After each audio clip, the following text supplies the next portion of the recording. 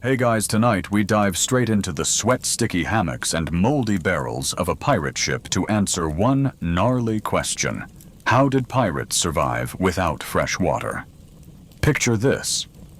You wake up mouth dry as gunpowder, lips crusted in salt, and the smell of rotting rope and fermented sweat dragging you back into another day of maritime misery.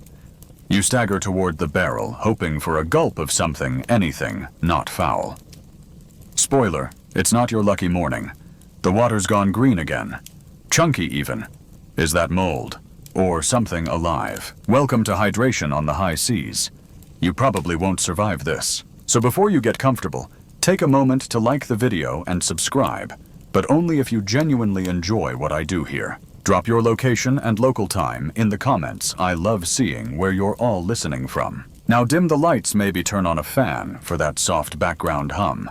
And let's ease into tonight's journey together. You roll out of your hammock with a groan, barefoot, and already sweating. There's no sunrise to greet you, just a haze of gray sky and the endless slosh of waves smacking against the hull. First thing you do, head for the ship's water barrel, hoping to rinse your tongue. Instead, you lift the lid and recoil.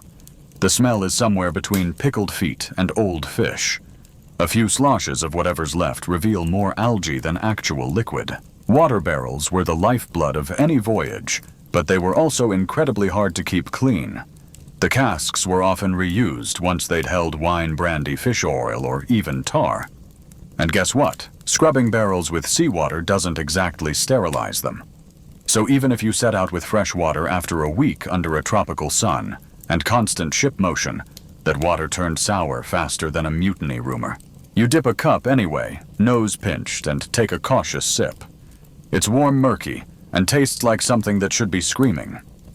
You gag, but swallow, because the alternative, dehydration.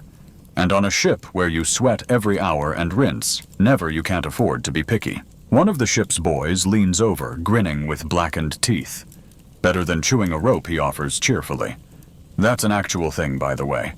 Pirates sometimes gnawed on rope or leather just to wet their mouth. Historians still argue whether pirate crews had access to any system of water. Purification, did they boil it? Filter it through cloth? Add vinegar or citrus to slow the rot? Some claim they used charcoal to line the barrels. Others think they just suffered through it, trusting in alcohol luck and iron stomachs. You sling the cup back and rinse out your mouth again, this time pretending it's lemonade. A seagull overhead laughs at your delusion. Somewhere in the hold someone pukes. Could be the water or the rats, or just life at sea. One of your crewmates mutters a curse he's tipped his own barrel and found it dry. That's a problem, a serious one, because without water, the days ahead will get brutal. The captain's already shouted for a rationing schedule, just half a cup per man per day. Some start hoarding. Others consider less noble methods. You've heard the stories. Desperate sailors refilling barrels with their own filtered urine. Don't ask how. Or the tale of the guy who sliced open a fish to suck moisture from its belly. You try not to picture it, but your brain is cruel like that. And then there's the superstition. Some men believe that tossing silver coins into the barrels purifies the water. Never mind the fact that some of those coins have seen more brothels than churches. You glance up at the sky. Gray clouds thicken. Your lips crack when you smile. Rain, maybe. Just maybe, if you're lucky, nature might throw you a lifeline tonight. For now, you grip your moldy cup and sip slowly. Every drop counts. The sea stretches endlessly ahead, blue and heartless. And you're just hoping your next drink doesn't crawl back out. You don't even flinch anymore when someone hands you beer for breakfast. It's warm flat, and probably brewed in a bucket with someone's foot, but hey, it doesn't kill you. Yet.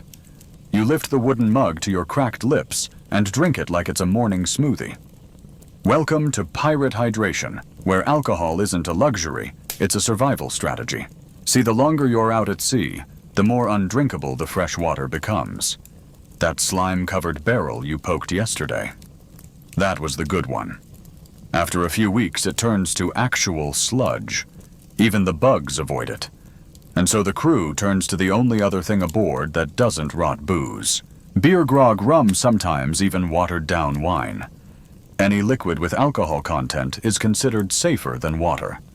You nod along as the quartermaster passes out another round of grog, that delightful pirate cocktail of rum, water, lime juice, and occasionally sugar if the cook's in a good mood.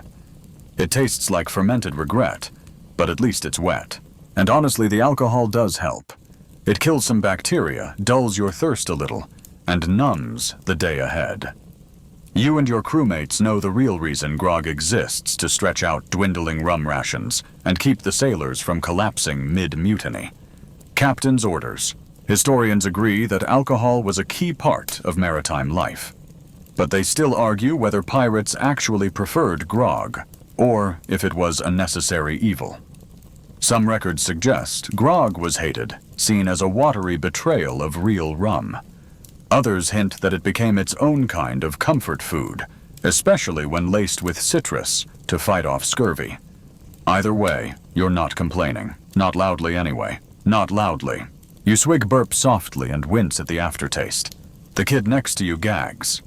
"This one tastes like someone dropped a boot in it," he mutters. Possible. Highly possible. Sometimes the rum comes out of barrels that used to hold gunpowder, or molasses, or something worse. You've learned not to ask. One guy claims to have drunk a mug that reeked like pickled goat. Again, it was probably just the mug. But there's a side effect to all this. Drinking grog day after day makes the ship rowdier. You've seen it. Fistfights over mugs, slurred sea shanties at sunrise, someone trying to steer the ship while completely plastered.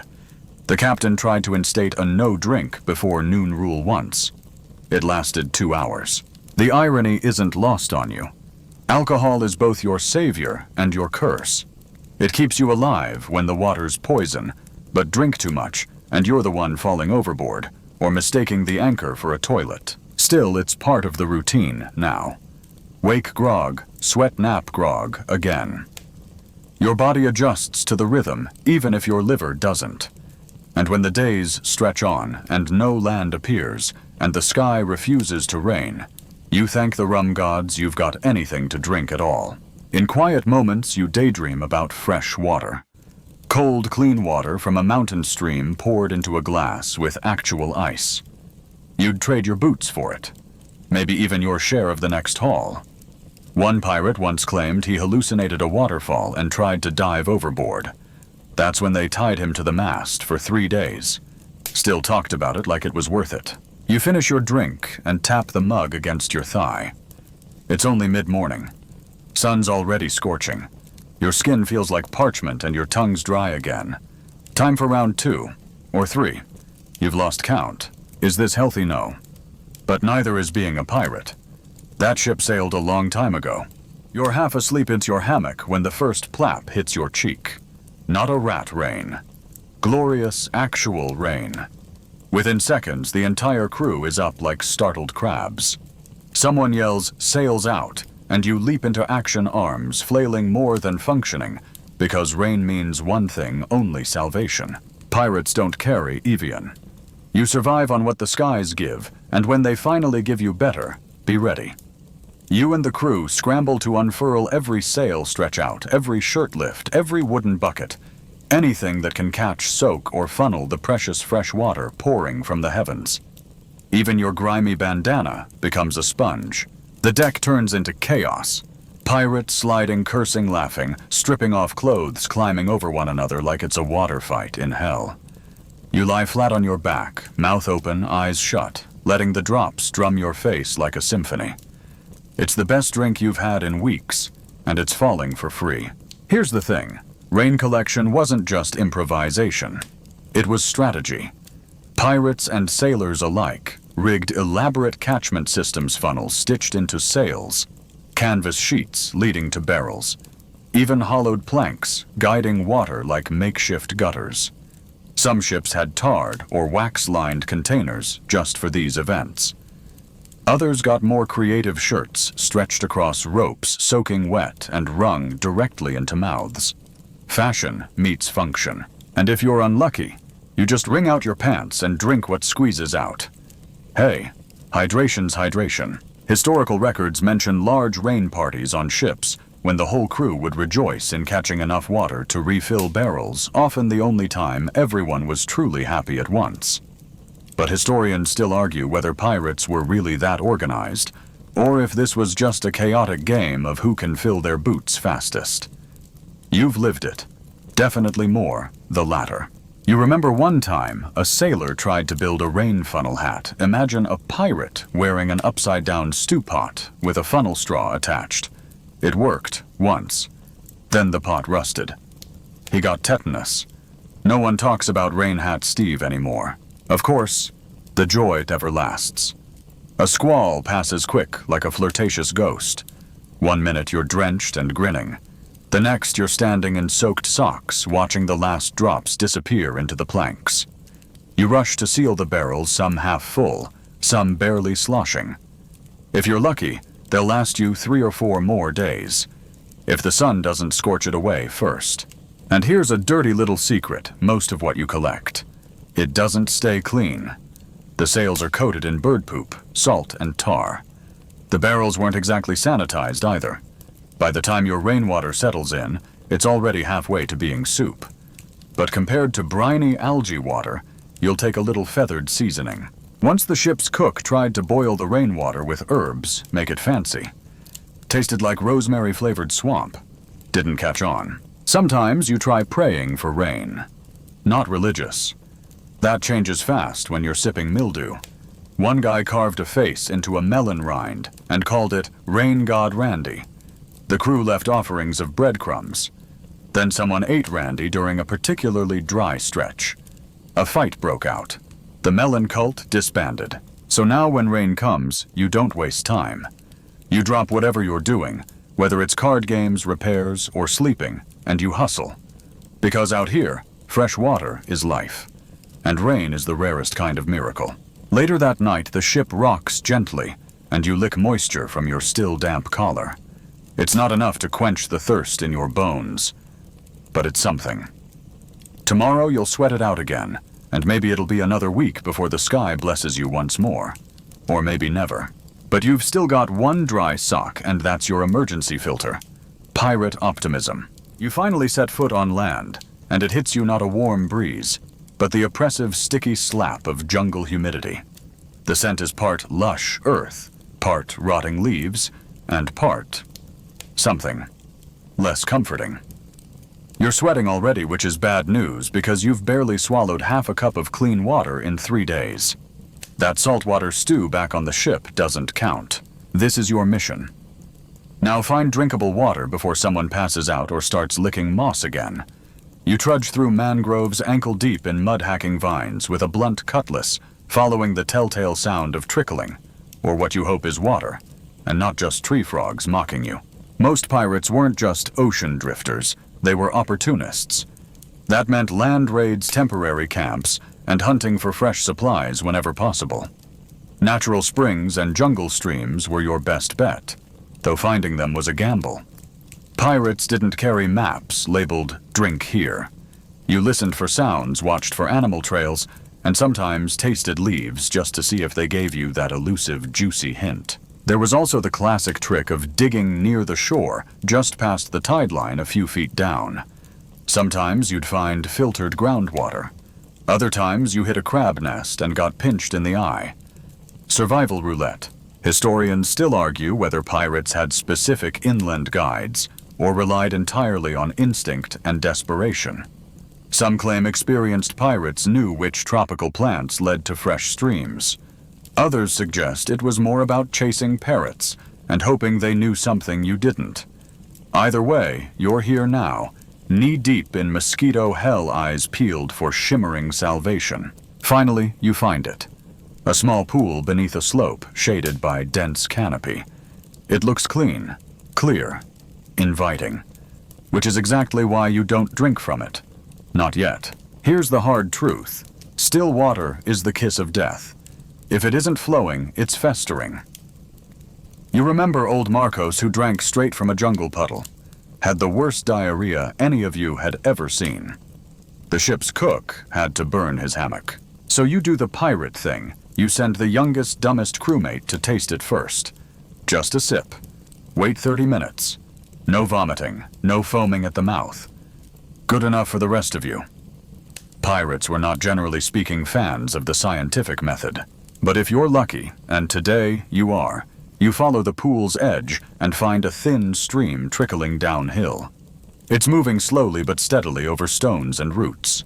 You cup your hands and drink. The water is cool, faintly metallic, and miraculously fresh. You drop to your knees and slurp like a dog. Everyone does. No dignity left, just survival. One guy even cries into the stream, which feels counterproductive but poetic. You know the risks. Even flowing water can carry disease. Giardia, cholera, strange jungle bacteria with Latin names. But out here, you don't have testing kits. You drink hope and try not to think about worms. Just as you start to relax, there's a rustle in the brush, a low growl, and then you remember jungle watering holes are popular spots, for predators too. A crocodile lurches from the shallows, teeth gleaming. You and the crew scatter in a frenzy of yelps and wet boots. One guy throws his boot at it. Another tries to reason with it. Classic mistake. Crocodiles weren't your only threat. There were snakes too, coiled under leaves, dangling from branches, or just casually soaking in the same pools you hoped to drink from. You'd once seen a python swallow a monkey whole. You still don't eat bananas. Back at camp, you boil what water you collected if you've got firewood and a pot that's not rusted through. If not, you take your chances. Better to die hydrated than shriveled, that's what someone mutters. You're not sure you agree, but your body sure does. And once your barrels are full, your boots soggy, and your crewmates still mostly alive, it's time to head back to the ship. You've traded leeches for seawater, but at least for a few days you won't wake up with a tongue like sandpaper. Just don't think about how quickly it's all going to run out again. Back aboard the fresh waters, tucked away in barrels and flasks, but you know better than to get comfortable. Those jungle streams were a temporary reprieve. The ocean waits, stretching into eternity, and your thirst doesn't pause just because you managed to not die in a swamp. So now comes the improvisation. And if you thought swamp water was weird, wait till you see what pirates called hydration out at sea. First up, coconuts. You spot them growing in bunches on tropical shores, swinging above like nature's canteens. The trick is climbing up without breaking your neck or cracking your skull on a falling one. But once cracked open, the water inside is crisp sweet and gloriously salt-free. Coconut water wasn't just tasty, it was sterile. Medical-grade hydration in a hairy shell. In emergencies, even modern hospitals have used it for IV fluids. Pirates just called it breakfast. And when coconuts ran out, you got creative. Like stab a crab and pray creative. Crab blood. Yes, you read that, right? Holds water. Not a lot, but in a pinch, you'd slice open a crab and sip like a deranged sommelier. Same went for turtles. Some species had a sack of water near their bladder. Pirates called it turtle tea. You try not to think too hard about the source while drinking it. Historians still argue whether these fringe methods were common knowledge among crews or passed down like weird family recipes. Some logbooks mention using cactus pulp or even vines to suck moisture out of, but no one wrote a pirate cookbook on how to juice desert plants. Most just experimented until they either succeeded or regretted everything. Then there were the truly desperate. On hot days, you might stuff your shirt with damp seaweed, hoping your skin would absorb some moisture. It didn't. You'd lick condensation off the inside of your mug. You'd collect morning dew in your beard and savor the 2 droplets like fine wine. One guy even tried eating jellyfish. Once.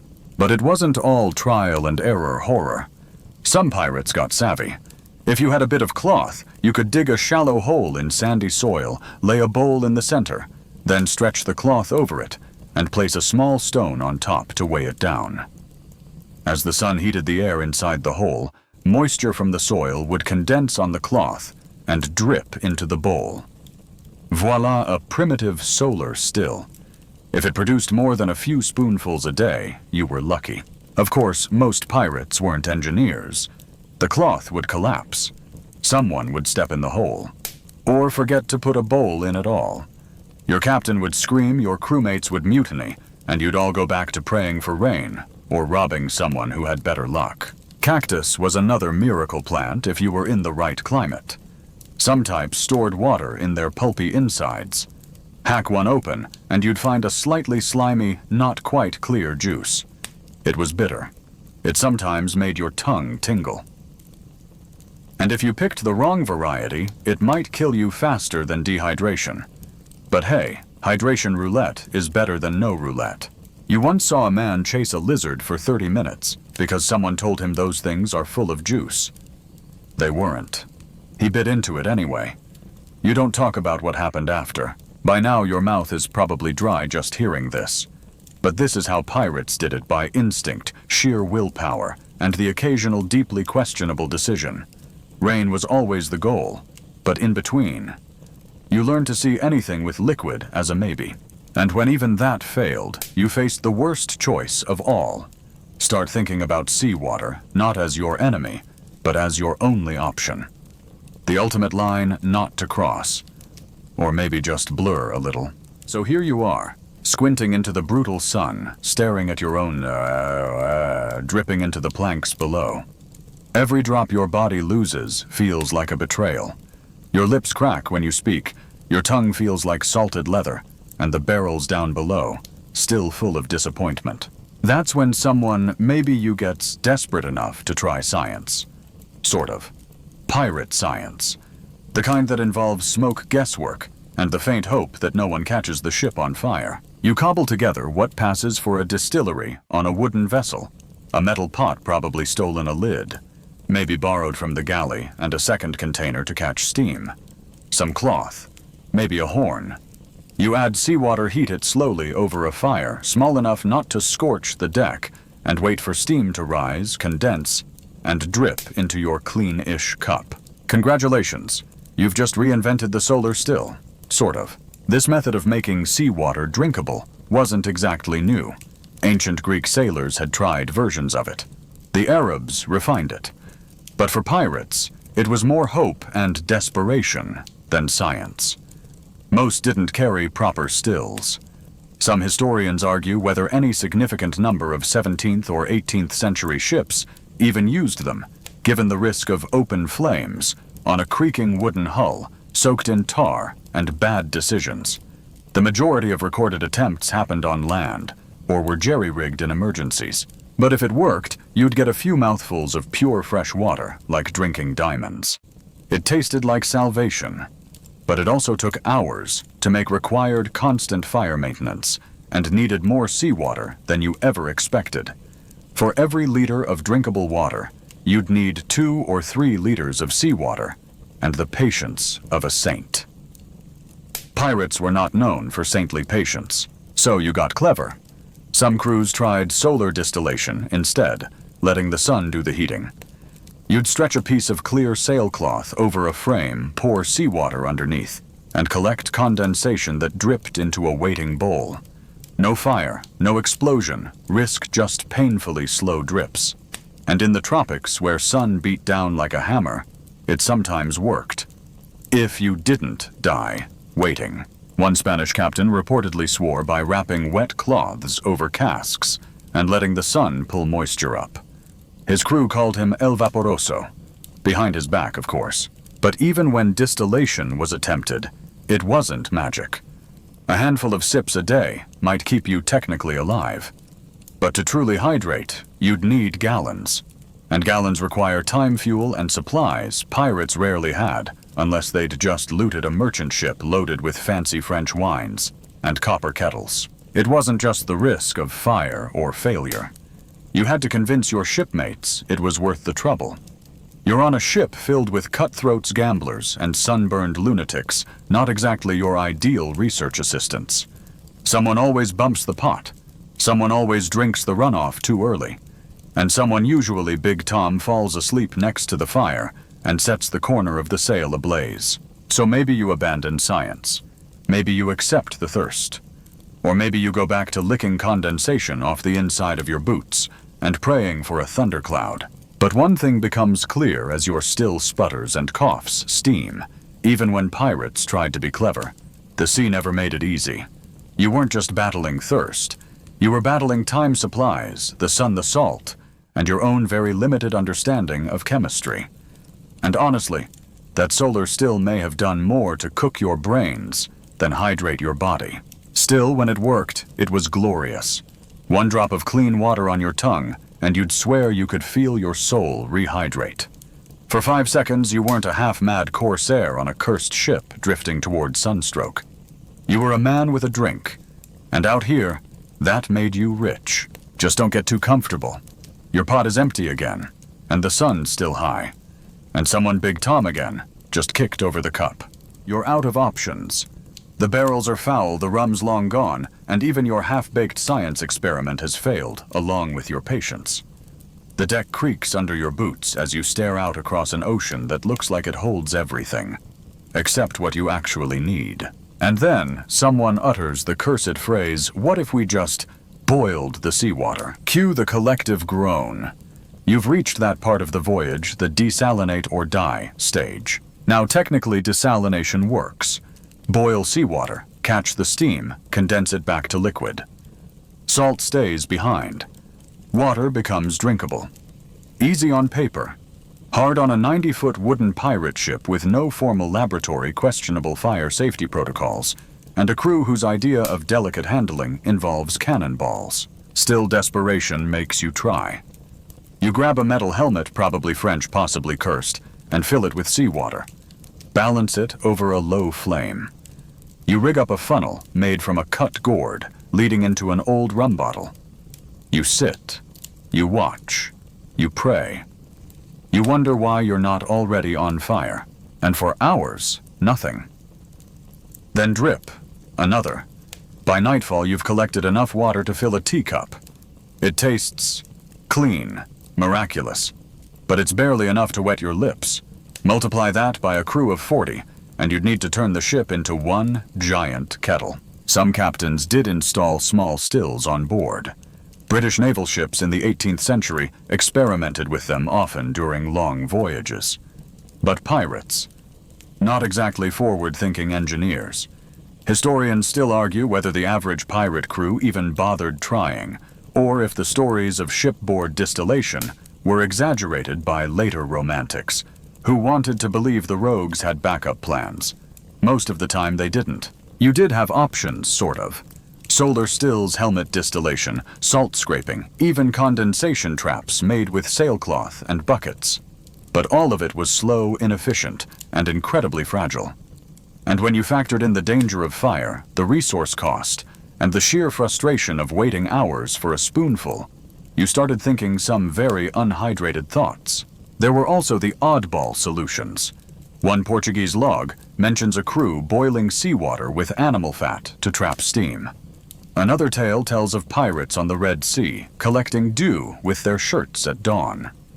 That's right, shirt, dew. Pirate innovation at its finest.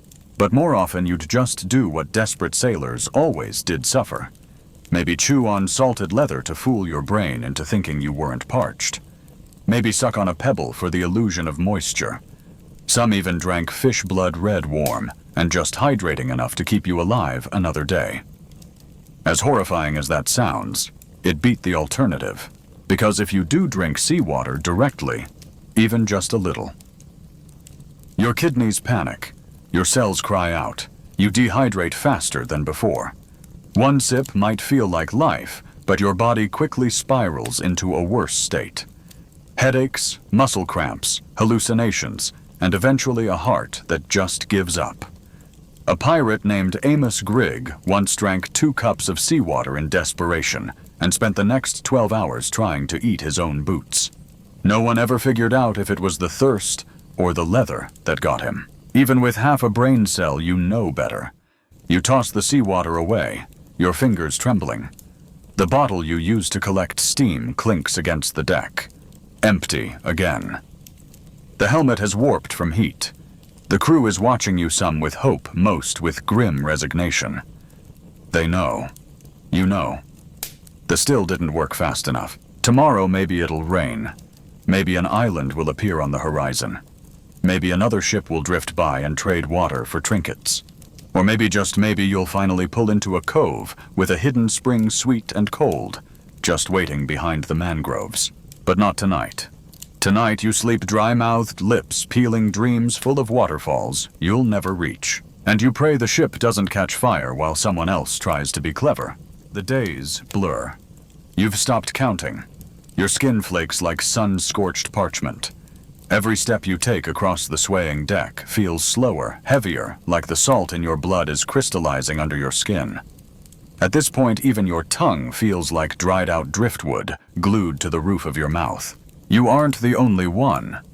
Around you, your crewmates shuffle and slump like ghosts. Nobody's singing anymore. The gambling's stopped. The cards lie abandoned, damp and curling. Everyone's conserving energy, even when the thirst makes tempers flash hotter than gunpowder. The ship smells of mildew and sweat, and something metallic, something you don't like to think about. Someone tried chewing their bootstrap again. Someone else swore they saw an oasis floating on the horizon just past the sails. You didn't even bother correcting them, because part of you saw it too. Delirium comes in waves. One moment you're lucid, planning how you'll collect dew with your shirt again at dawn. The next, you're convinced there's a freshwater spring bubbling beneath the deck, if you could just dig deep enough.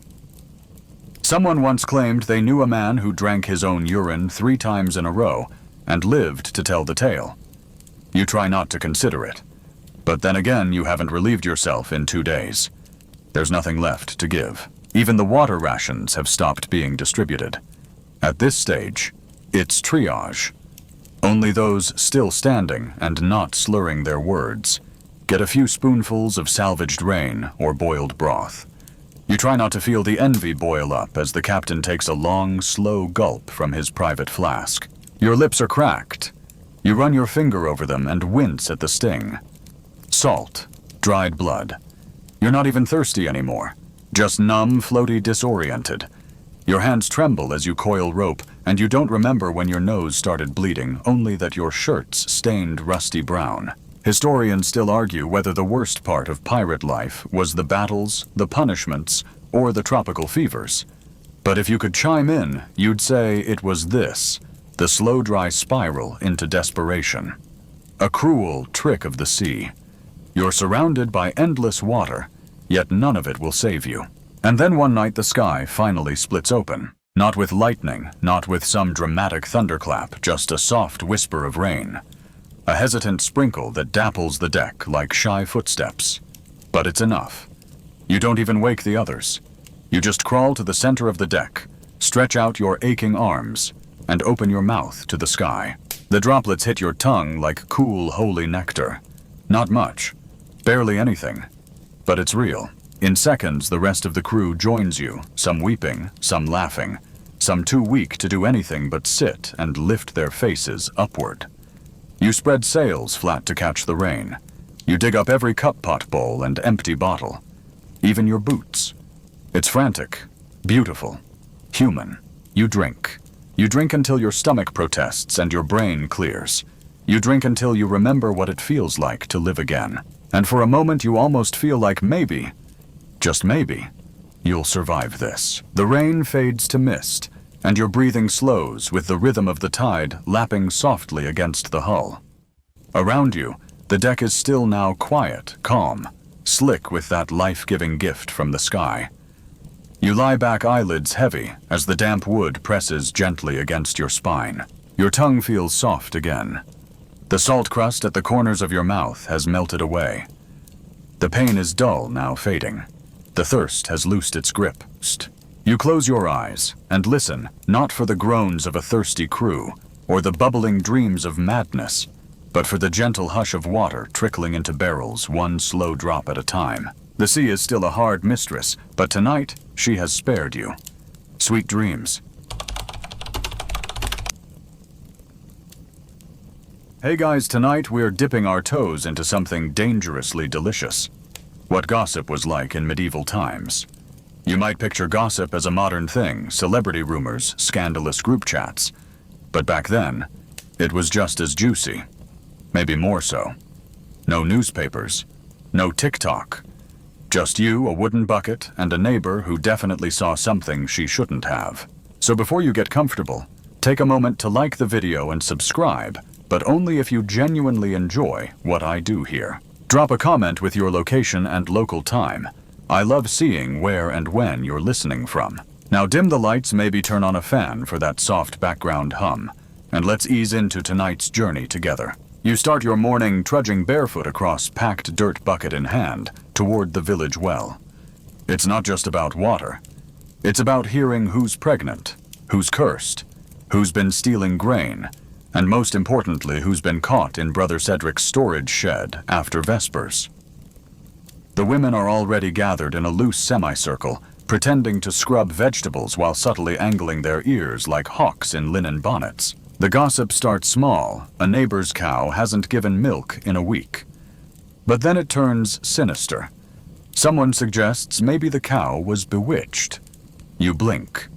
Bewitched.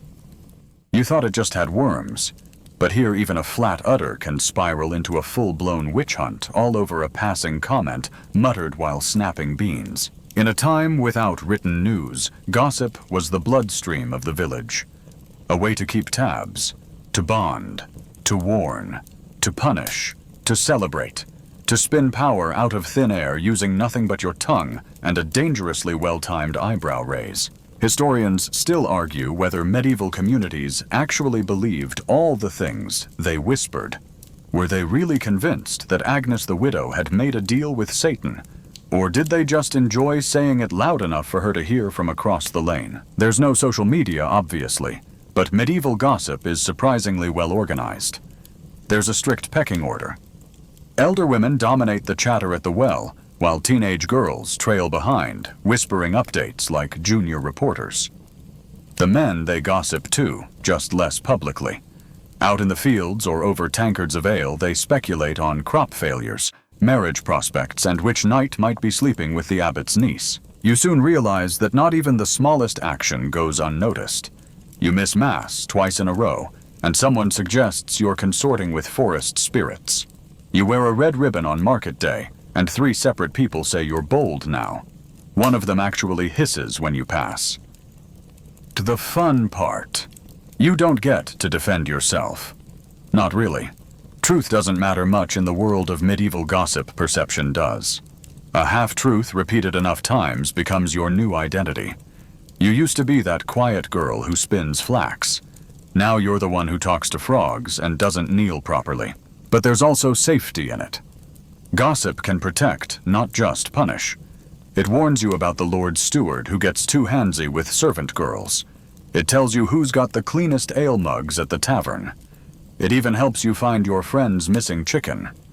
Turns out Bertram's youngest took it again to use as a jousting horse for his rat. One weird fact, in some towns, especially in early medieval England, certain kinds of gossip were actually legally recognized as testimony. A woman's good name could be destroyed not by crime, but by sustained whispered doubt enough that it might affect her marriageability or even land ownership. So yeah, tea in the 12th century could literally cost you your inheritance. There's always one woman who knows everything. In your village, she's called Maud, and she smells like pickled onions and clove oil. Maud never raises her voice. She just hums a little tune, lays a hand on your arm, and asks, "Did you hear what happened to Geoffrey's wife?" And boom, you're trapped in her web. She spins stories like a spider, silky sticky, and surprisingly sharp. Later back at your cottage, you catch yourself whispering Maud's story to your sister. You embellish it, just a little. Maybe Geoffrey's wife wasn't just sick, maybe she was poisoned. Your sister gasps. You feel the thrill ripple through your chest like you've just summoned something. Because you have. You're still thinking about Geoffrey's wife the next morning, and not just because the soup she made at last week's feast tasted like shoe water. No, the image of her clutching her stomach and whispering about a dark feeling as she was carted home now plays on a loop in your head. Was it illness, bad bread? Or maybe, as Maud suggested, the curse of her own bad tongue? Gossip doesn't stay in the village. It travels. On cartwheels in flour sacks tucked between baskets of salted fish stories roll through market towns like fog. You overhear a merchant whisper to his apprentice that a baker in the next parish was found with devilish drawings tucked under his mattress. Another says the Reeves' wife gave birth to a child with too much hair. Everyone pretends not to listen. Everyone listens. In market squares, gossip is currency. You trade news the way you trade goods. I'll tell you who's been sneaking out of the monastery if you give me 2 apples and a soft loaf. It works. The baker smirks and hands you the bread. He leans in. It's Brother Aldwin, and he's been seen with her. He jerks his chin toward the Fletcher's daughter, who's currently bartering for chicken feet like her life depends on it. Historians still argue whether the spread of gossip helped reinforce class boundaries or subvert them. You're starting to think both, because sometimes rumors keep you in your place. Say the wrong thing about the Baron's hunting habits, and suddenly you're fined, shunned, or pressed into manure duty. But whisper a certain truth at just the right moment, and you might save a neighbor or topple a priest. One mainstream fact: in medieval towns, public officials often relied on informal chatter to monitor their populations. Town criers would read royal proclamations aloud, yes, but they also picked up juicy morsels for the local sheriff. Gossip served as a form of crowd control. Suspicion kept everyone in line. And then, there were the gossip sanctions. Official ones. In some towns, you could be charged with scandalum magnatum, basically talking smack about someone important. If convicted, you might be put in the pillory with your mouth padlocked open, like some grotesque human bird feeder. Talk about ironic punishment. And yet, people still talked. You can't not talk. That's the thing. Humans are leaky, chatter-prone creatures. You try staying silent when you catch the apothecary's assistant with a bruised neck and a smile that says it was worth it. You can't. It bubbles up, leaks out. Did you see what Elfrida was wearing today? Did you hear that the knight's horse threw him again? Did you notice the bruises on the miller's wife's wrists? And when people whisper about you, you pretend you don't care. But you do. Of course you do. You hear your name spoken just after a laugh, and your stomach coils. It's terrifying, really, how small your control is over your own narrative. One misstep, a look, a word, a late return home, and suddenly you're not you anymore. You're that girl, the one who eats herbs at night, the one whose mother had those visions, the one who didn't cry at her brother's funeral.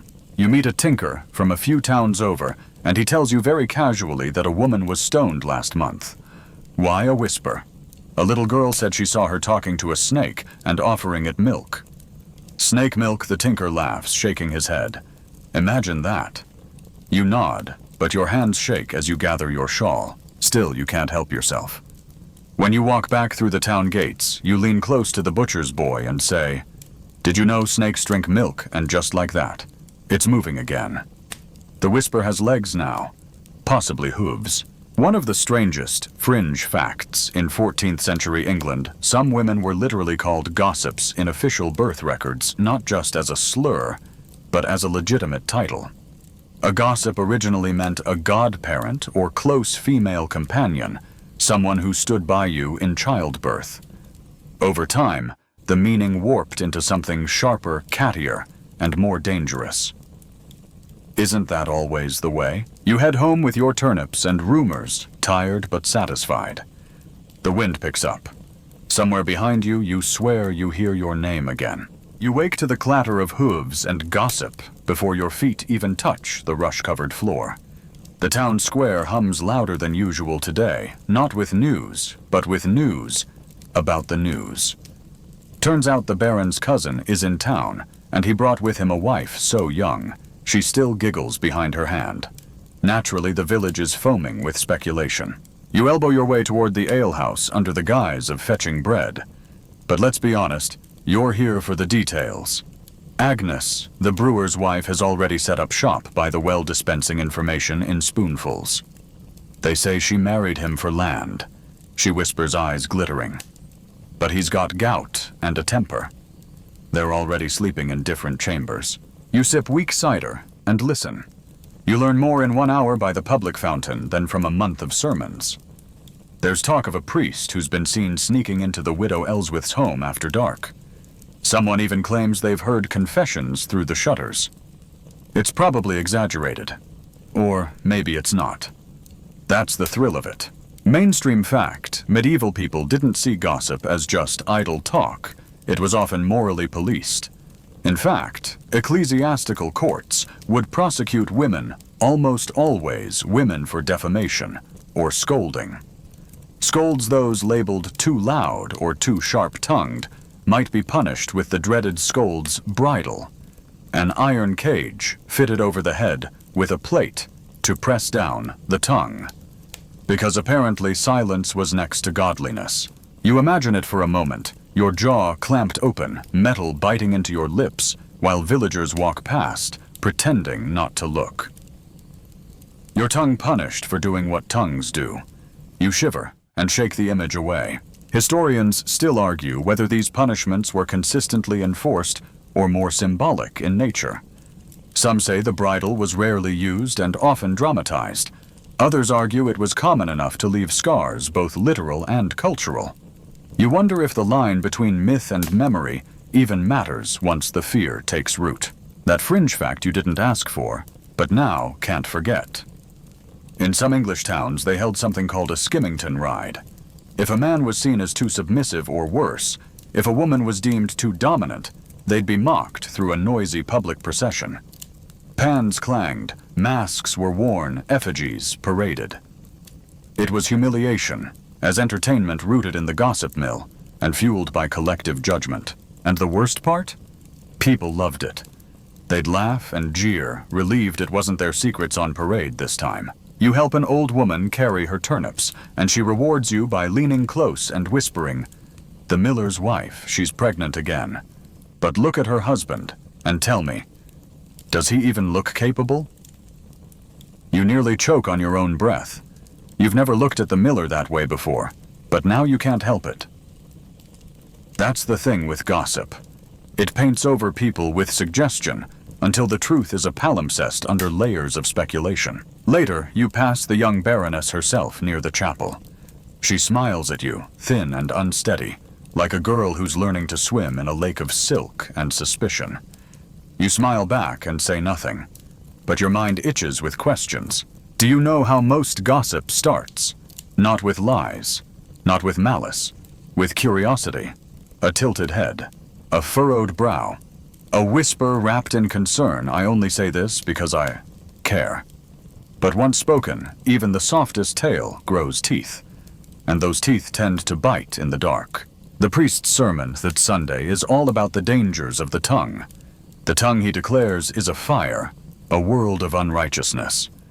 You try not to smirk. He said almost the same thing 3 weeks in a row, which ironically is starting to make you suspicious. The woman beside you mutters, "He preaches that a lot, doesn't he?" You nod. She adds, "Maybe because someone's been talking about him." There it is again. The flutter of something unspoken, sweet and sticky as honey, dangerous as a loose roof tile in a storm. The priest clears his throat.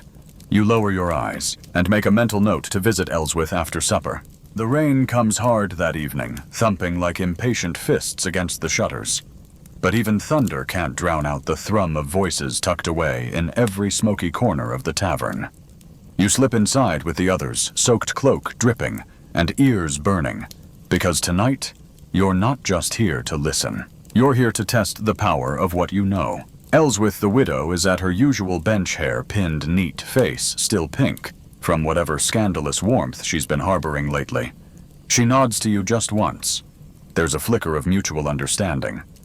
You're both practiced in the sacred art of pretending not to know what you know. You take a sip of stale ale and casually drop it. Strange how much time the priest spends out after Vespers. Isn't it? Just that. Nothing damning, just enough to spark a pause in conversation. And there it is. A ripple across the room. Someone's head turns. A man sets down his cup too quickly. You've tossed a pebble into a still pond, and the ripples are moving. Mainstream fact-time gossip in the Middle Ages wasn't just social entertainment. It served as a grassroots justice system. In small self-contained communities where official investigations were rare and police forces didn't exist, people used gossip to regulate behavior. It became a way to enforce unwritten rules, warn others about potential threats, and shame anyone who dared step out of line. If you were too lazy, too lustful, too different, trust me, people found out. And they talked. That fringe tidbit. Some villages even formalized gossip into rituals. In parts of rural France, there was the charivari, a public shaming ceremony, often used when someone married inappropriately, like a widow taking a younger man. Drums, pots, pans, horns. They'd surround your home with clamor until your reputation was as battered as the cookware. Historians still argue whether these noisy processions were meant more to shame or to reintegrate the offenders into social order. Some think it was about reconciliation. Others believe it was just an excuse to mock. Either way, you didn't sleep well the night your name was whispered too loudly. Back in the tavern, things are starting to churn. Someone asks about the Baroness. Another wonders aloud whether the blacksmith's new apprentice is really his nephew. You don't have to say much anymore. You've given the fire its spark, now it feeds itself. But with every glance, every knowing smirk, you feel a tug in your gut. Because here's the thing. You hadn't considered what happens when the gossip swings your way. You think about last week when you lingered a little too long near the scribe's son, about how a passing word from old Mathilde might have twisted into a thread of speculation. You imagine it now, unraveling like a dropped spool winding around your name. You suddenly can't meet anyone's eyes. There's a girl across the room, Mara. She's young, quiet, keeps to herself. You hear someone whisper that she's been talking to the forest too often. Not to people in it, to it. That she leaves gifts near the old oak. You feel a chill not at the idea itself, but at how casually it's shared. Her solitude has become a story, and stories stick. You want to defend her, maybe. But the words taste heavy, risky. Safer to stay silent. Isn't that always the way? The candlelight flickers, shadows stretching across the warped beams. And for a brief moment you see it all laid out gossip as a game you can play until it turns on you. As a weapon sharp and silent.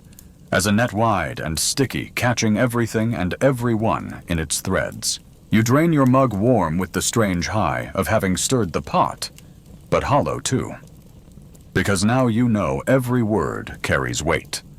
And every whisper eventually echoes. You step out into the cold rain, easing to a drizzle. Somewhere behind you, laughter breaks out. Someone says your name. You keep walking. The next morning, the air is crisp, and the thatch roofs glisten with leftover rain. You're trudging past the fishmonger's stall when you hear it, your name, again. But this time, it's not curiosity. It's tilt-headed sympathy. Just a twitch of a smile, too soft, and oh, her muttered under breath. Someone nods vaguely in your direction, but doesn't meet your eye. And now you know for sure the whisper that began last night in the tavern didn't end there. Word travels faster than wind here, especially when it's laced with scandal. One snide remark can become prophecy by sunrise. And you're learning the hard way that gossip once released is a feral creature, clawing through truth, reshaping memory, picking bones clean. You're not even sure what they're saying exactly. You just know they're saying something. A key mainstream fact in medieval towns, especially smaller ones, there was no private life. Walls were thin, streets were narrower. People shared ovens, tools beds. When needed, you couldn't sneeze without 3 old ladies asking if it was plague. The absence of privacy fed the need to talk, and once people had power through information, they didn't give it up easily. But you're not powerless, at least not yet. You reach the well, and there's Agnes, midwife, matriarch, walking confession box. She gives you a look that's both warning and welcome, like someone who holds a sword wrapped in lace. You speak first. I hear the baker's daughter has been slipping out after dark. Agnes raises an eyebrow. And I hear you've been spending too much time with stories. You both stand in the hush of morning buckets creaking and realize the game has changed. You're not just gossiping now. You're managing narratives your own and others. Here's your quirky tidbit. In many towns, women were known to form informal gossip networks, which scholars now suggest acted as unofficial news channels and social regulators. Some even refer to them as women's parliaments, spaces of power, influence, and strategy, conducted not in courts, but kitchens and marketplaces. Historians still argue whether these networks truly empowered medieval women or whether they were just a coping mechanism in patriarchal systems. One camp sees them as a sly form of resistance, another as self-policing traps that kept women in line with the same rules men imposed. Either way, you're standing in it now, waist-deep in implication. You start your own countermeasure. A whisper here, a well-timed giggle there. You play with what they fear. Not a flat denial, but a mysterious smile. They don't know what you did or didn't do. You give them uncertainty instead. And strangely, that begins to cool things down. People lose interest when a story has no clear climax. You're learning that ambiguity is armor, but the wound lingers. As you pass the mill, two girls pretend not to notice you too hard. A boy offers you a strange sideways grin. You know what he's picturing. And though the storm seems to be passing, you feel the residue cling to your skin. So you do what every medieval gossip survivor does. You go to church. Not to confess, obviously. Just to sit, watch, absorb. Church, ironically, is where most gossip starts and ends. The sermons, the glances during prayer, the thinly veiled prayers for certain unnamed sinners. You sit near the back posture, demure, head bowed, while quietly taking inventory of who's watching you and who isn't. And you notice something funny. The older women, the ones with mouths like paring knives and eyes like falcons, they're not whispering about you anymore. They're whispering about Mara, the forest girl. The one they say talks to stones. You wonder, should you warn her? You wonder if you did, would she believe you? The incense clings to your cloak. The candlelight flickers. And in that holy hush, you feel something shift inside you. This isn't just about survival anymore.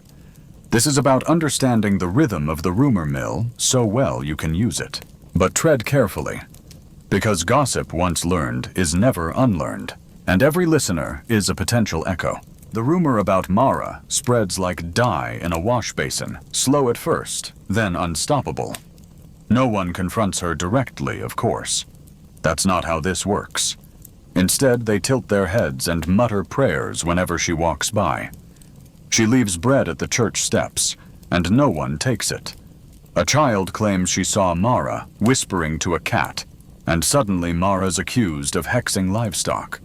You've seen this before, and the scent is unmistakable fear wrapped in righteousness. You're watching the architecture of gossip shift from amusement to accusation. This isn't titillating tavern chatter anymore. This is veering toward a different beast entirely. A mainstream fact by the late Middle Ages, gossip wasn't just a social sport. It became criminalized. Official records show that scolds, usually women, were tried in public courts for spreading harmful rumors. The punishment: sometimes a fine, sometimes the pillory. And in particularly nasty cases, the scold's bridle, a cruel iron muzzle, fitted around the head with a spiked plate in the mouth to prevent talking. And yes, that was a real thing. You walk with Mara one day, just past the tree line, where fewer eyes peer. She has leaves in her hair and eyes like wet stone. You warn her gently, but she shrugs, used to it. They don't fear me, she says. They fear the quiet I carry. That sentence clings to you, because now you're noticing how gossip reacts to silence. Some people like you fend it off with calculated noise, little performances that cast just enough doubt to buy peace. But others like Mara meet gossip with stillness. They become blank slates that others paint their fears upon. That's the real danger. People fear what they can't define. Fringe tidbit: time in some villages, people believed that certain kinds of gossip could literally poison you. Words, when twisted maliciously, were thought to carry spiritual sickness. Protective charms were worn to ward off evil tongues. You wonder if Mara has one under her tunic. You return to town and notice how quickly her story has mutated. Now she's not just odd, she's dangerous. The kind who could sour your milk or charm your husband. You hear someone mutter that she once cursed a man who mocked her, and he lost all his hair.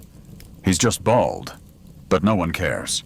And here's where you realize gossip is never about what actually happened. It's about what people need to believe to explain the world they don't understand. Gossip fills in the blanks that fear leaves behind. Historians still argue whether such rumors were deliberate tools of control used to isolate and eliminate unconventional people, or whether they naturally grew out of superstition and boredom. Either way, they left real bruises. You try to nudge the narrative back. A well-placed compliment about Mara's herbs. A story only half made up about how she helped your sister with a fever.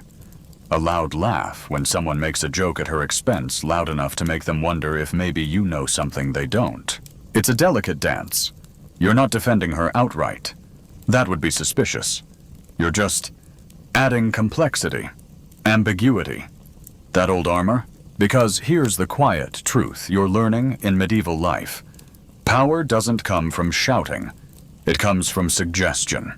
From the right word, at the right volume, in the right ear. And right now, you have just enough credibility left to start nudging the wind in a different direction. You visit Mara again. She's sitting by a stream, weaving something into her belt. What are you doing, you ask? Protection, she says, from words. You don't laugh, not this time. Instead, you ask if she can make you one, too.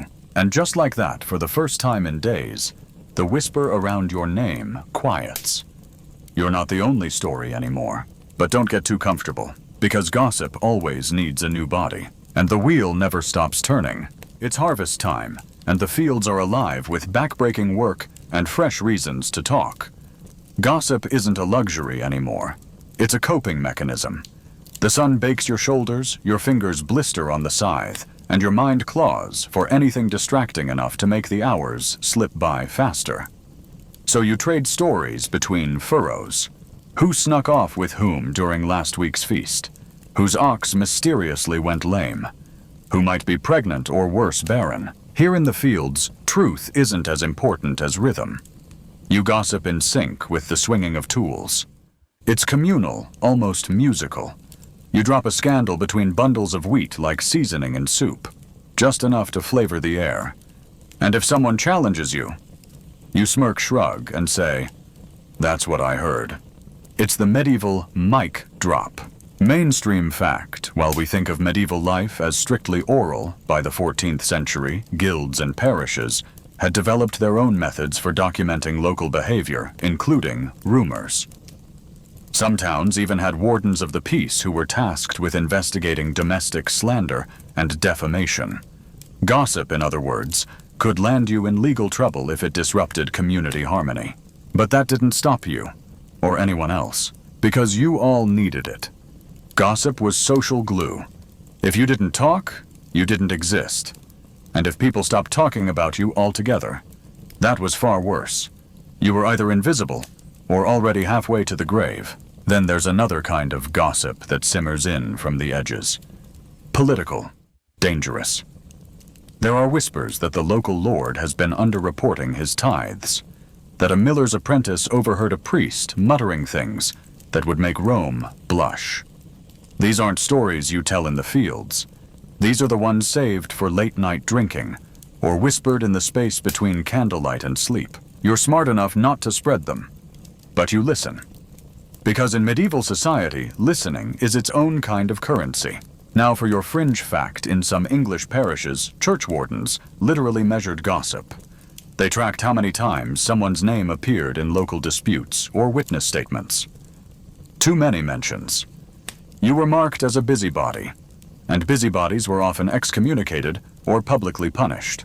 Which is hilarious, of course, because the church itself was an absolute gossip hub. Confessionals leaked like wooden sieves. Priests passed stories disguised as pastoral concerns.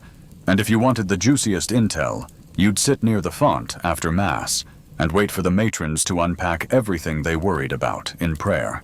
Historians still argue whether gossip in medieval communities functioned more as informal justice or as social sabotage. Was it how people policed morality in a world without police? Or was it just petty cruelty dressed up in sanctimony? Maybe both. Depends who's talking. You find yourself in a strange position now. You've built a reputation not as a gossip, but as someone who knows gossip. That's a subtle but powerful difference. People come to you now, not to rat out others, but to make sure their own stories are being managed correctly. They feed you details they want to be leaked, and expect you to pass them on accidentally. You've become a kind of narrative broker, and you're careful. You never lie. But you do rearrange the truth. Omit a name here. Emphasize a tone there. Make someone sound softer, or harsher. Whatever keeps your own name safe. Still, you're playing with fire. One misstep, one slip, and you'll be the next one they pin to the wall. You've seen it happen. A merchant's wife once made a clever joke about the reeve's weight.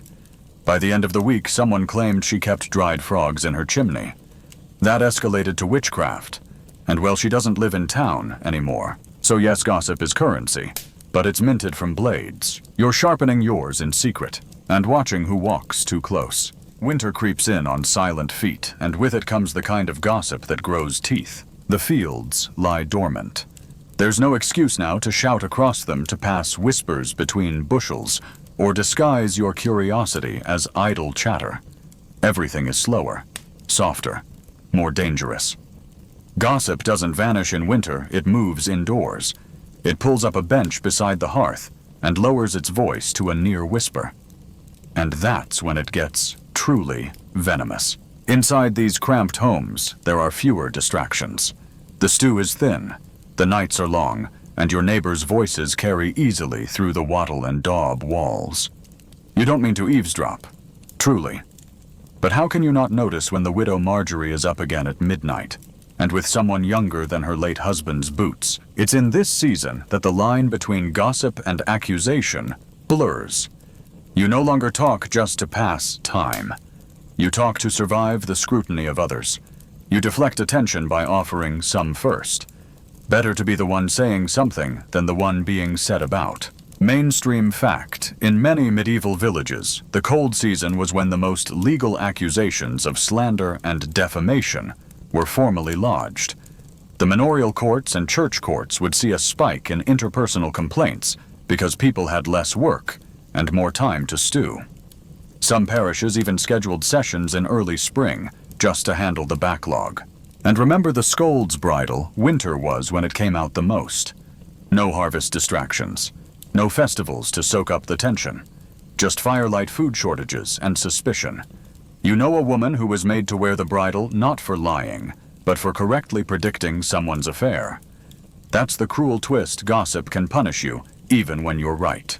Your fringe tidbit for this cold chapter.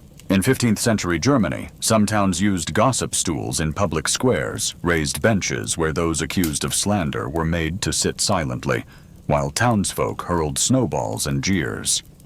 The logic: if you're going to stir up stories, you might as well be frozen in place while they swirl around you. You've grown smarter now, less reckless. Your words are measured like flour from a winter barrel, sparingly cautiously. You've learned that sometimes the most powerful gossip is not what you say, but how long you pause before saying it. A raised eyebrow, a hesitant breath, the way you sip ale instead of answering, all speak louder than confessions. Historians still argue whether winter gossip had a cleansing role in rural communities. Did it allow people to reset grudges before spring planting, or did it harden them, turning small insults into long-lasting vendettas? What's clear is that the stakes were higher. With no fieldwork to distract anyone, your reputation became your shelter. If it collapsed, there was no crop to hide behind. And yours, it's intact. Worn at the edges maybe, but still holding. You survive one last accusation, thin and bitter as the January wind. Something about your sister, a wandering friar, and a candle left too long burning. Nothing sticks. You'd handled worse. And as the snow melts and the road turns back to mud, gossip shifts again. The talk moves back outside. The danger eases, a little. But you never relax fully. Because you know now that gossip isn't just idle chatter. It's armor, it's weaponry, It's social bloodletting disguised as news. And in a world without headlines, without newspapers, without rights, you are the media. Every story you pass along is a ripple in the village pond. It might feed someone, or drown them. You walk carefully now, but not silently, because silence is suspicious, and you've got just enough to say. And now, as the last embers glow low, and the wind whispers just beyond the shutters, let yourself soften into the hush of night. You've weathered sharp tongues and colder winters, slipped through rumor and retribution, with only a bruised reputation and a sharper wit. The roads of gossip are winding, but tonight, you can rest from walking them. The past, with all its whispers and warnings, fades gently into silence. Let the glow behind your eyes dim like firelight settling into coals. You're safe now. No watchful eyes, no hungry ears, no tales waiting to turn against you. Only stillness. Only quiet. Let your breath slow your thoughts unwind. You've earned the peace. You've survived the story. Sweet dreams. Hey guys, tonight we journey deep into the heart of ancient Southeast Asia, lush jungle, dripping stone temples, and the towering might of the Khmer Empire. The air smells like damp earth, and incense birds screech over lotus-filled ponds, and Angkor Wat looms on the horizon like a sandstone mirage. But don't get too dreamy-eyed, you're not royalty here.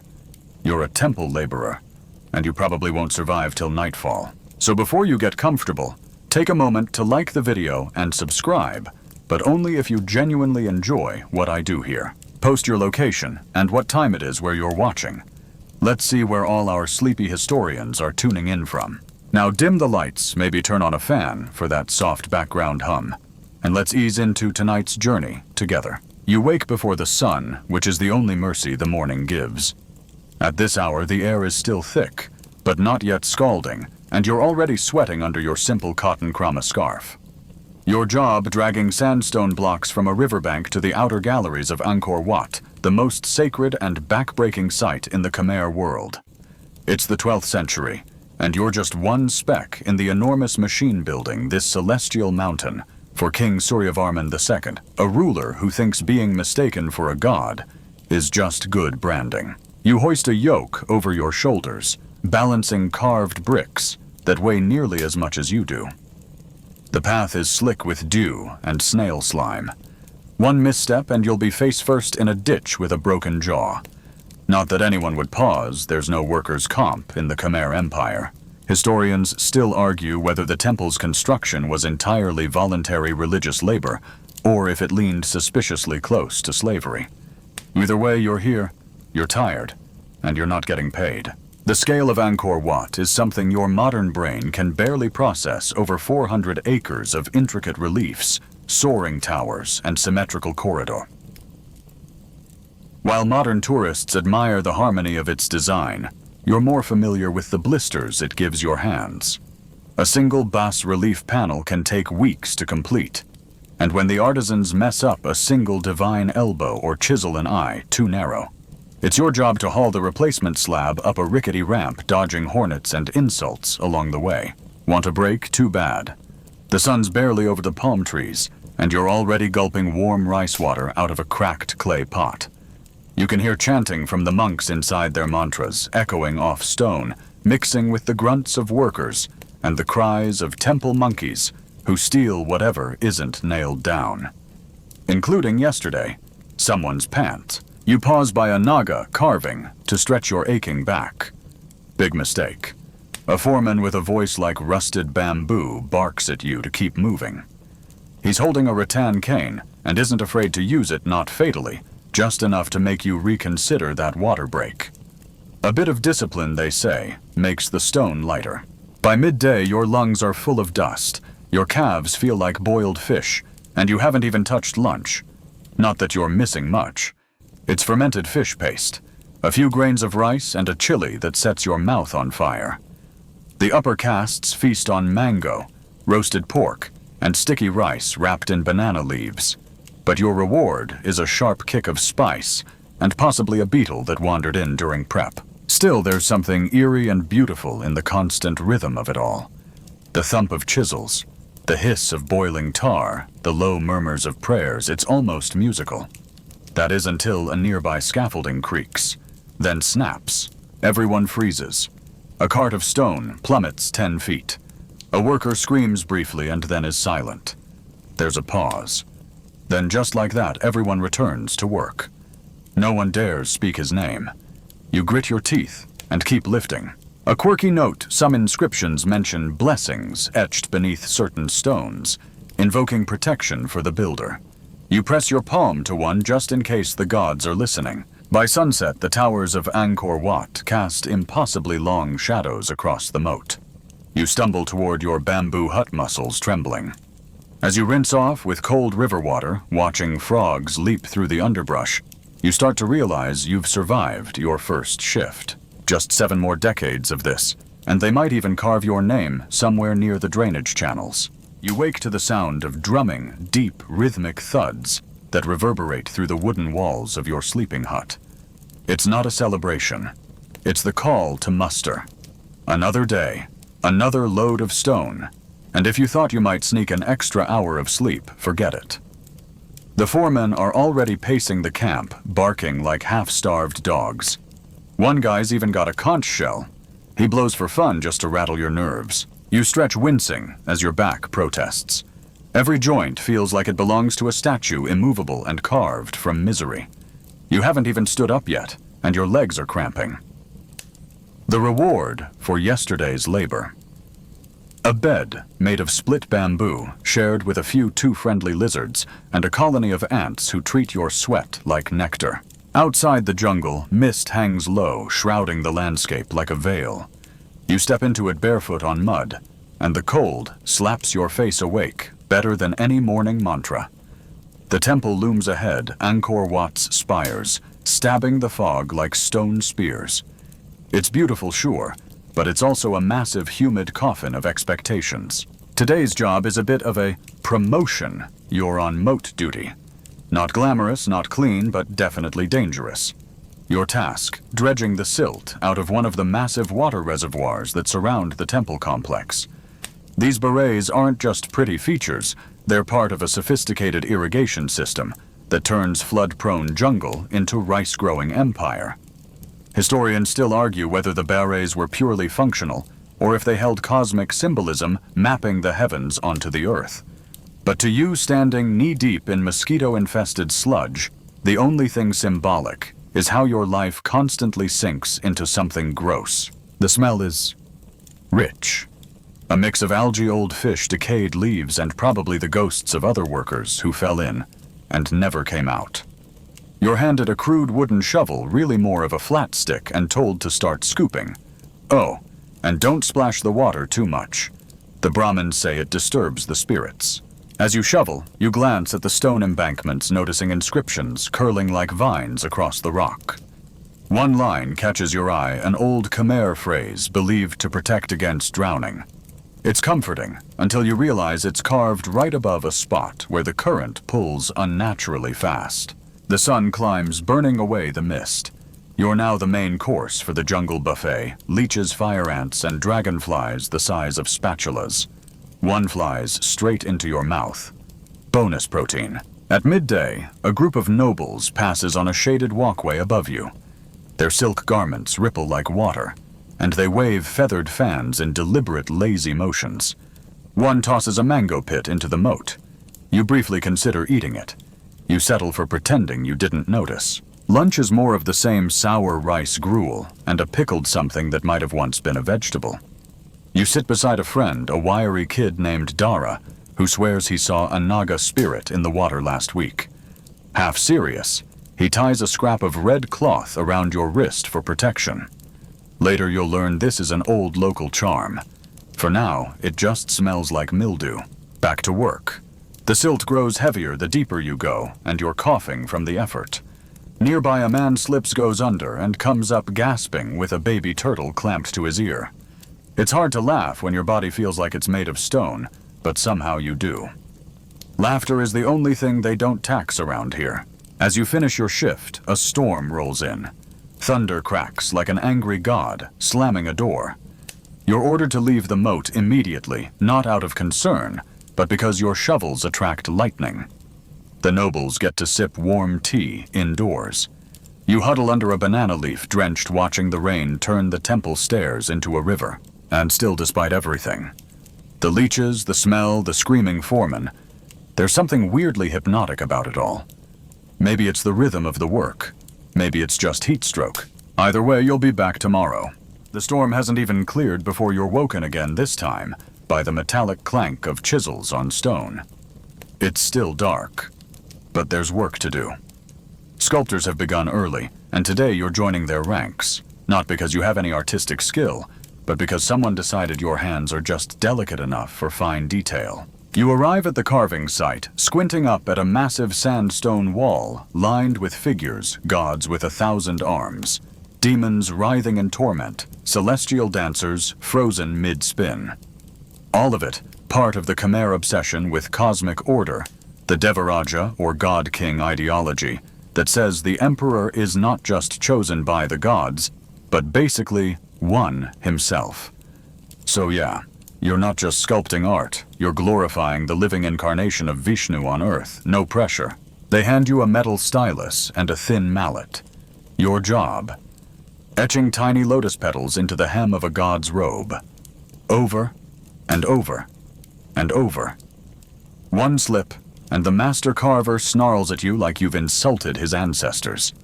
You manage a passable row of petals, then pause to flex your cramping fingers. Across from you, an old man named Somnang chips out scenes of battle horse-drawn chariots, tigers mauling invaders, rivers of spears. He leans in and mutters, "The trick is to carve like the gods are watching. But not too close, or they'll start judging your technique." You chuckle, but his eyes don't. He's serious. This is sacred work. Historians still argue whether the mass scale of these carvings was about devotion or propaganda. But either way, you're expected to treat it like you're engraving the heavens themselves. The sun rises and the stone wall turns into a griddle. Your legs fall asleep. Your fingers blister. You switch positions, crouching on a scaffold with nothing but rope beneath you and a 5-meter drop below. There's no harness, of course, just your balance and prayers. You hold your breath and tap carefully, each strike a tiny echo in the vast silence. By midday, the heat becomes unbearable. The sandstone radiates like a furnace, and your sweat turns gritty with powdered rock. You lick your lips and taste dust. The master carver finally calls a break, and you stumble back into shade, hands trembling. One of the sculptors unwraps a lunch bundle fermented fish paste on rice and offers you a bite. You try not to gag. It's intense, like eating a wet sock soaked in seawater. But it's all there is. Then comes the weird part of the day. A priest arrives. He's here to bless the newest bas-relief panel, a depiction of the churning of the ocean of milk, where gods and demons tug on a serpent to stir the cosmic sea. He smears a red paste on the stone and chants. Somnang whispers, he's inviting the spirits in. You're not sure if he's kidding. When the priest leaves, the master points at the churned sea and says, "Next batch of waves. You start here." You nod, pick up your chisel, and try not to think about how the last guy assigned to the waves fell off the scaffold and was never seen again. The day drags on. Your brain goes foggy. The stone starts to feel alive, pulsing with heat and reverence and pain. At some point, you forget where you end, and the wall begins. You become one with the gods. Or maybe you just fall asleep for 3 seconds and nearly drop your stylus. Eventually, the shadows grow long, and you're ordered to pack up. You step down from the scaffold with legs like overcooked noodles. Your fingers twitch involuntarily. You'll wake tomorrow and feel like someone beat your arms with a sack of bricks. As you walk back to the workers' quarters, you pass by a section of the temple wall where no one carves anymore. It's crumbled slightly, and the figures are half erased. Rumor says those were depictions of an unpopular general one the king had erased not only from power, but from stone. You stare at the ghostly outlines and feel a strange chill. Even history isn't safe here. By nightfall, your hands ache in time with your heartbeat. You lie down, fingers curled like claws, wondering if you'll ever move them again. And guess what? Tomorrow you get to do it all again. You're jolted awake by drums this time. Not war drums, not ceremonial ones, but work drums. Big ones. Low rhythmic thuds echoing through the air like a heartbeat for elephants. That's because today, you're not carving or hauling rice, you're on elephant duty. And let's be real, you are not ready. You jog to the clearing behind the main temple, where a few dozen massive elephants sway gently, chained by their ankles and lazily tossing dust onto their backs. You gulp. They're magnificent and terrifying. One wrong move, and you'll be a smear on the earth. But these animals aren't just for heavy lifting, they're sacred. Symbols of royal power. Living engines for dragging those megaton stone blocks across miles of jungle. Your job is to assist the Mahout the elephant handler, a wiry guy with 2 teeth and more scars than stories. He grins and points at your beast for the day, a female named Dara. She snorts at you like she already knows you're the weak link in this operation. You help harness her with ropes and a wooden yoke. Then the chain is removed, and Dara lumbers forward. You march beside her, dodging her swinging trunk and avoiding her feet, which are the size of your entire torso. You pass a line of workers laying out banana leaf paths to reduce the mud, because no one wants a 10-ton stone to sink and vanish forever. It's happened before. The jungle eats everything here except the monuments. The sun's already scorching. You're drenched in sweat before you reach the quarry several kilometers away. Dara's job is to drag a block the size of a minivan. Your job is to stay alive while doing it. As the Mahout barks commands, Dara pulls. The ropes strain. The ground shakes.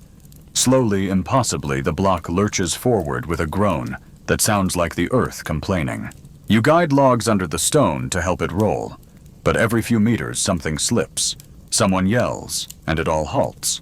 Then you repeat. Again. And again. It's like helping a stubborn god push a boulder through molasses. You want to give up by noon, but giving up isn't an option. The Khanjayev Arman 7, if you must know, is rumored to be visiting soon. And that means everyone's racing to impress. He's the guy who built hospitals, sure, but also the guy who led bloody campaigns and turned his enemies' temples into his own PR material. Historians still argue whether he was a saint or a tyrant with good lighting. But how? Someone hands you a palm sugar drink, and for a few minutes it's heaven. Then Dara sneezes. On you? It's wet, chunky, and smells like a compost pile. You wipe your face, rethink every decision that led to this moment, and keep walking.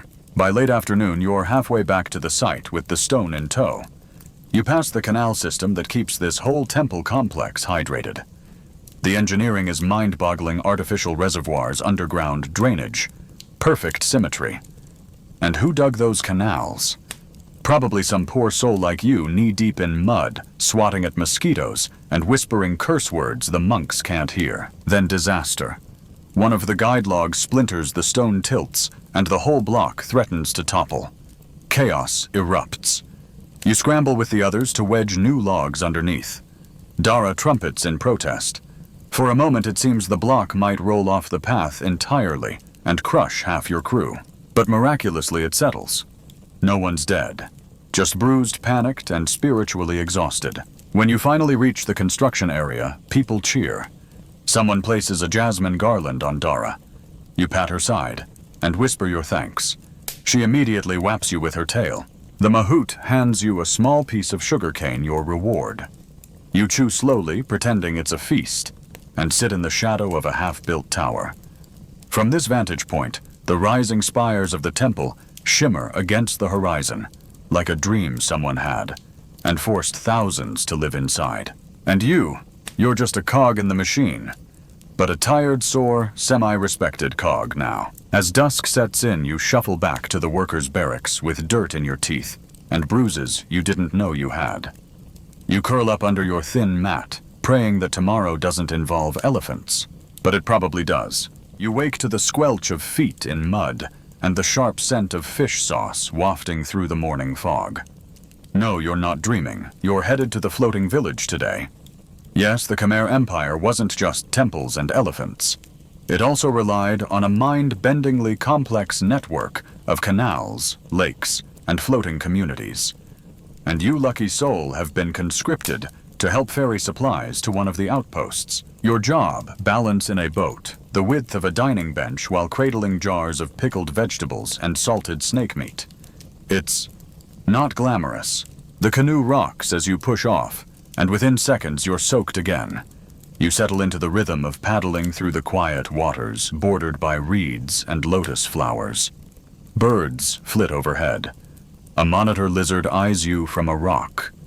Beautiful, sure. Peaceful. For now. But let's not forget the crocodiles. The Empire worshipped one as a guardian spirit. You, meanwhile, would prefer not to meet its extended family. Midway through, you pass a man fishing with a clever contraption, basically a massive bamboo trap shaped like a torpedo. He nods at you, then spits into the river. For luck, he says. You do the same. Because why not? You need all the luck you can get. Your destination is a stilt village nestled along the edge of the Beret, one of the Empire's immense reservoirs. Historians still argue whether these were purely functional or had spiritual meaning too. Some say they were meant to mirror the mythical oceans of Mount Meru, the divine center of the universe. Others think it was just an exceptionally clever irrigation system. Either way it works, just don't fall in. You reach the docks and immediately get dragged into helping hoist baskets of dried fish onto a platform. The women here are loud, strong, and clearly unimpressed by your noodle arms. They joke as they work gossiping about the latest monk scandal, a young novice who snuck out at night to meet a girl. Forbidden, of course, but so very human. The village chief's wife invites you into a house for lunch. You sit cross-legged on a bamboo mat while she serves you grilled frog sticky rice and a sweet coconut jelly that's somehow both slimy and delicious. You eat everything. You're starving. You even smile when they offer you fermented crab paste, which smells like a forgotten gym sock, but tastes okay-ish. In the afternoon, you're recruited again this time to help fix a section of the stilt walkway. Armed with nothing but a mallet and a lot of optimism, you follow the elder carpenters who balance on beams like it's a tightrope act. You wobble like a toddler in roller skates. One wrong step, and it's straight into the swamp. Naturally, you fall. Not all the way, and just halfway, legs dangling, pride shattered. The children laugh so hard, one of them drops their boiled egg. You climb back up, dripping with algae and regret, and keep working. They nickname you Fish Bait. It sticks. Toward evening, the chief lights incense at a tiny shrine nestled beside his home. Offerings of fruit coins and flower petals float beside it. You join the others in bowing, partly out of respect, partly because your back needs the stretch. There's something serene about the place, how the water reflects the fading pink of the sky, how the houses creak with life, but never quite collapse, how the people joke even while their world floats above danger. It feels balanced, fragile but whole.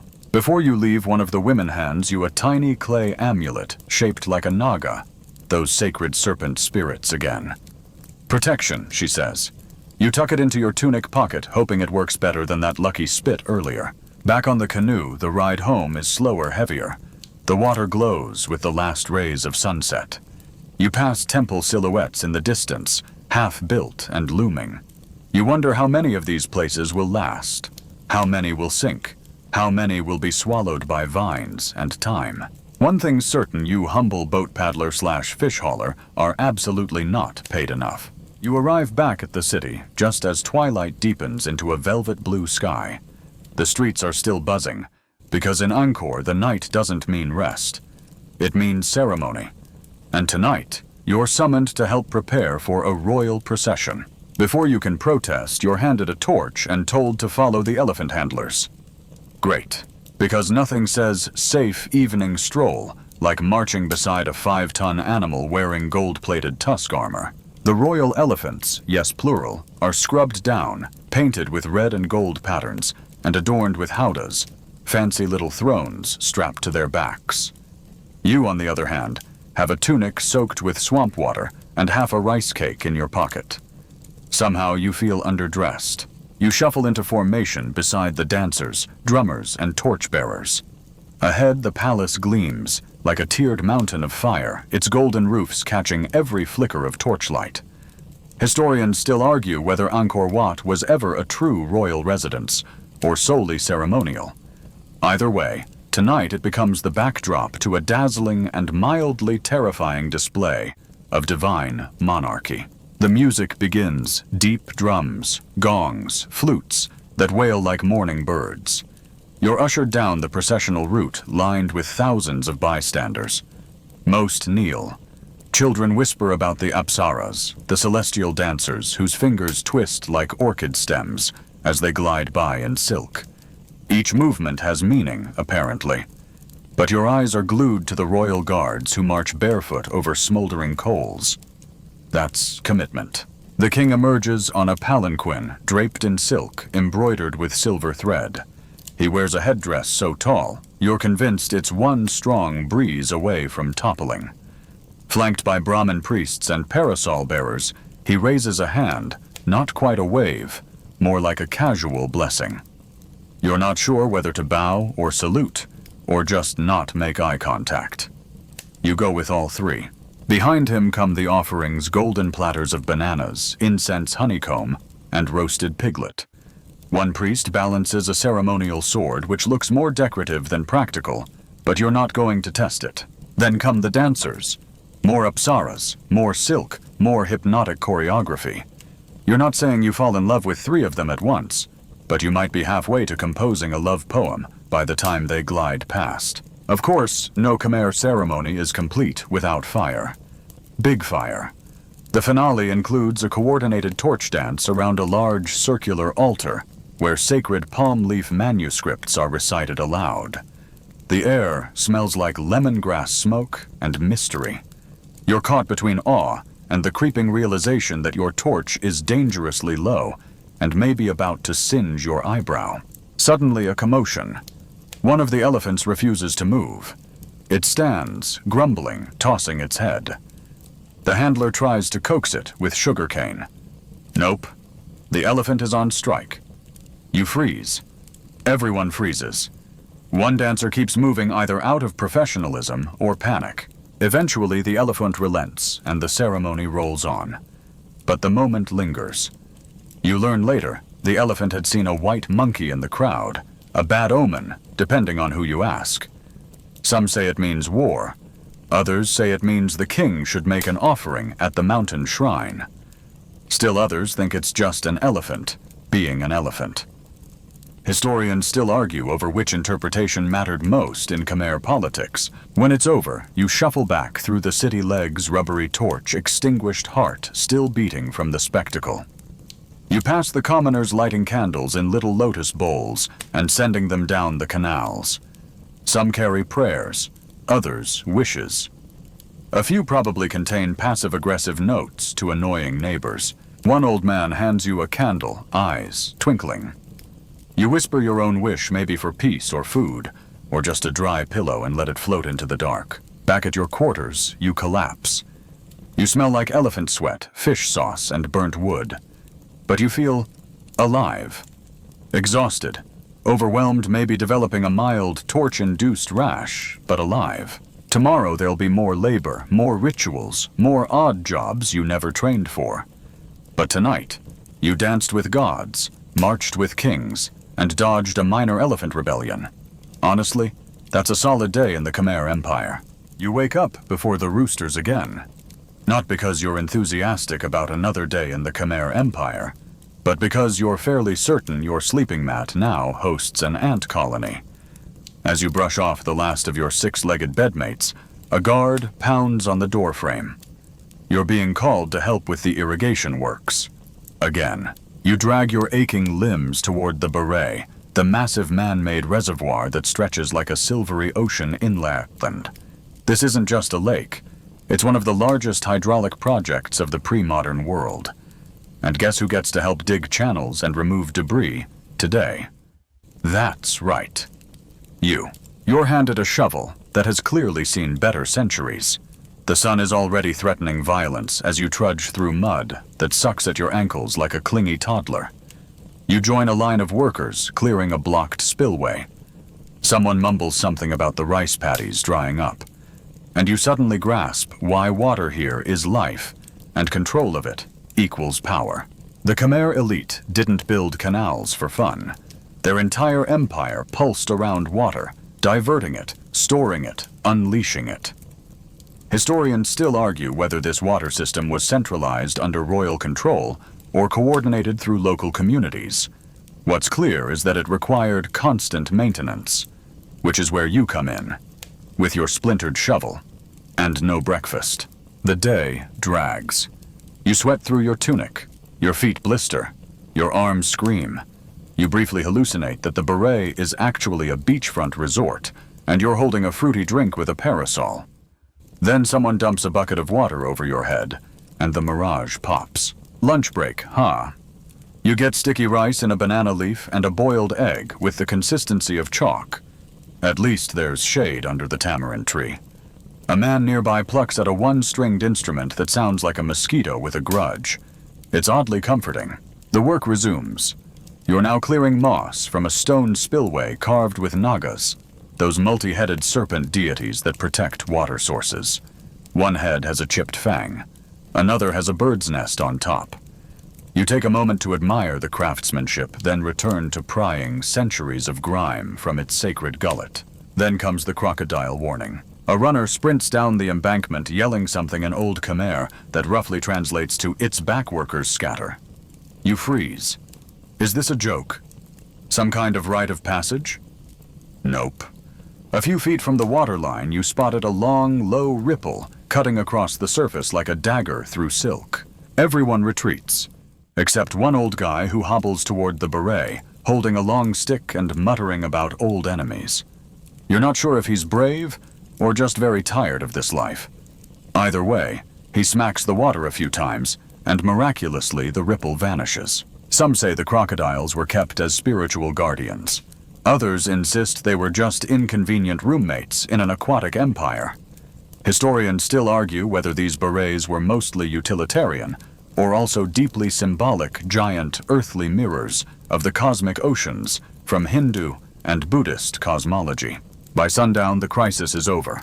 The channel flows again. The rice fields are safe for now. You, on the other hand, have officially aged 5 years and developed a sunburn that makes you resemble a steamed crab. As you limp home, a young boy runs past carrying a carved wooden toy, 2 elephants fighting on a seesaw. He giggles, and just like that, you're reminded that amid all this back-breaking labor and crocodile dodging, real people lived, played, and dreamed here. Not just kings and priests, but farmers, kids, craftsmen, and you. You end the day scrubbing your arms with river sand, wishing for something as luxurious as soap. You lie down under a mosquito net made of palm threads, gaze at the ceiling, and wonder what tomorrow's crisis will be. Will you be repairing temple walls, guarding sacred manuscripts, herding wild pigs? Nothing surprises you anymore. But one thing's for sure, if that crocodile comes back, you're letting the old guy handle it. You're jolted awake by temple bells low and sonorous, like someone dragging a bronze pot across the sky.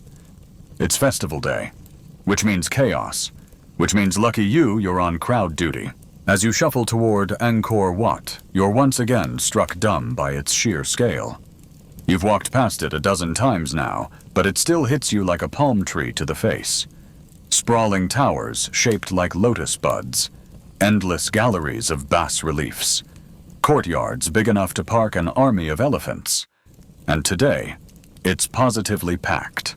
Pilgrims from across the empire swarm the steps, some barefoot, others in fine silks. A woman next to you carries a chicken in a woven basket. Not for lunch, it's an offering. You can smell jasmine garlands, roasted fish incense, and sweat all layered into one dizzying perfume. You're handed a carved bamboo baton, your only tool for directing the crush of humanity. The monks chant, the dancers twirl. You try to maintain a respectful distance from the sacred procession, but an overeager goat barrels into your leg. You fall into a tray of sticky rice and almost take down a monk in the process. So much for sacred order. A high priest steps forward. His robe is gold-threaded, and his eyebrows have been plucked into alarmed-looking arches. He begins chanting an old Sanskrit prayer, calling on Vishnu, protector of the universe. Historians still debate whether the Khmer kings genuinely believed themselves divine or simply used religion as a convenient power tool. Either way, the theatricality is impressive. You help lift a palanquin bearing a gilded statue of a deity whose expression is somewhere between bliss and vague disapproval. As you strain under the weight, your shoulder burning, your mind wanders. How many festivals like this have been held here? How many lives have moved through these stones, whispering prayers, laughing, mourning, aging? A scholar once said that Angkor Wat was not just a temple, it was a cosmic diagram, a map of the universe carved in stone. And now here you are, sweaty and sore, a blinking speck in that cosmic mosaic. Later, you're tasked with cleaning the reflecting pool. Again, your reward. A meal of sticky rice, grilled river fish, and a custard-filled palm cake that is frankly the highlight of your week. You sit near the edge of the pool, watching the temple's reflection shimmer in the ripples, like a half-remembered dream.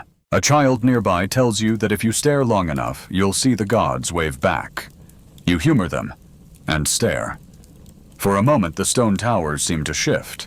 Probably just heat haze. Or maybe the child knows something you don't. Evening falls. Lanterns are lit. The temple glows like a spaceship that time forgot. You're released from duty and wander toward the outskirts, passing wooden homes on stilts, fire pits, flickering laughter spilling into the humid air. A man tunes a Tro Cambodia's two-stringed fiddle, its melancholic sound curling around the dusk like mist. You sit on a woven mat, someone passes you a cup of rice wine, and you sip carefully. It tastes like old fruit and broken promises. You feel it warm your chest, and for the first time in what feels like forever, you breathe. Yes, your feet hurt. Yes, you've probably ingested more mosquito than rice today. But somehow you're still here. Still standing in the heart of one of the most ambitious empires the ancient world ever knew. Khmer isn't just temples and tourists. It's people, rituals, crocodiles, weird sunburns, and you somehow surviving another day you absolutely shouldn't have. So tomorrow, when someone hands you a shovel or a torch or a sacred chicken, whatever, they'll know who to count on. You, because for better or worse you did last a day in the Khmer Empire. Barely. And now let's drift away from the jungle heat. Imagine the flicker of oil lamps fading the hum of insects, softening the sandstone walls of Angkor crumbling gently into memory. Your body is no longer weighed down by mud or ritual, just a floating hush. The day fades behind you like footprints in soft soil. You're safe still, and finally at rest. Sweet dreams.